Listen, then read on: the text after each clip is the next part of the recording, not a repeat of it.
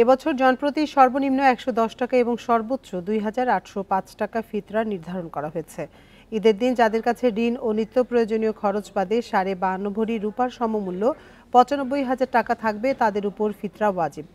ইসলামী শরিয়া মতে আটা, জব, কিশমিশ, খেজুর ও পনির, এই ৫ পণ্যের যে কোনো একটি দিয়ে ফিতরা দেওয়া যায়। এই ঈদে জামা জুতো অ্যাক্সেসরিজের ডিসকাউন্ট।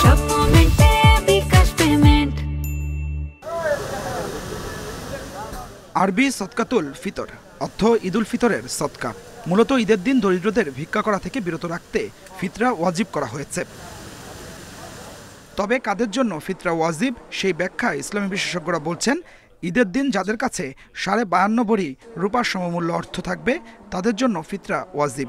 বর্তমানে ১৮০০ টাকা ভরি দরে 52.৫ ভরি রূপার দাম ৯৫,০০০ টাকা। তবে বাড়ি, গাড়ি, বাসনকোসন, যুদ্ধের সামগ্রী সহ প্রয়োজনীয় জিনিসপত্রের ওপর ফিতরা নির্ধারণ হবে না। এমনকি ঋণের টাকাও প্রয়োজনীয় বলে গণ্য হবে।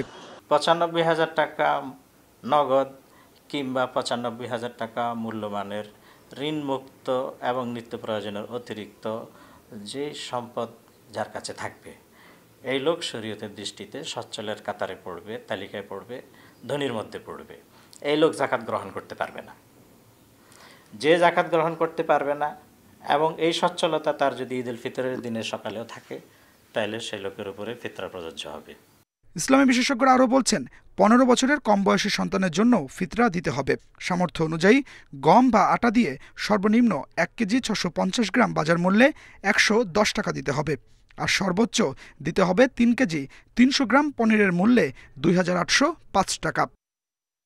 এবং এখানে যেহেতু সর্বনিম্নটাকেই বাধ্যতামূলক করে দেওয়া হয়নি এবং অপশন শুধু একটাই না, বরং এখানে ৫টা অপশন আছে। সুতরাং যার যার স্ট্যাটাসটা সে নিজে নির্ধারণ করে তার নিজস্ব জীবনযাত্রা এবং অর্থনৈতিক অবস্থান এর বিবেচনায় সে ফিতরা আদায় করবে।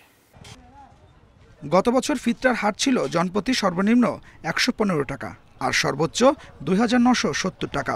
তবে কেউ চাইলে নির্ধারণ করা অর্থের চেয়ে বেশি টাকা ফিতরা দিতে পারেন।